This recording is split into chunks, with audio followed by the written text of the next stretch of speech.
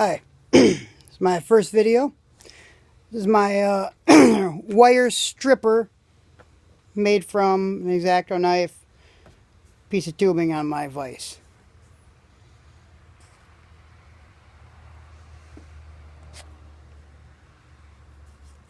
You can see a knife under there going into the piece of PVC, which is just viced to the bench.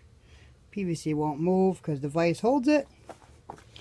And now we will feed our wire into this side. Okay. Feed our wire in. Coming out this side. Pull it. With a good pull.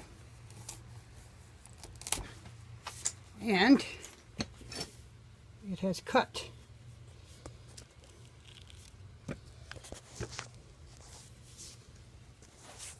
Alright. It has cut our wire.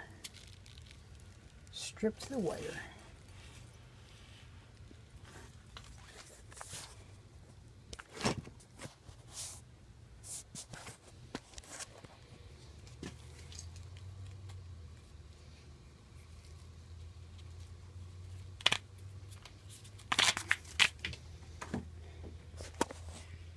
And there you have it.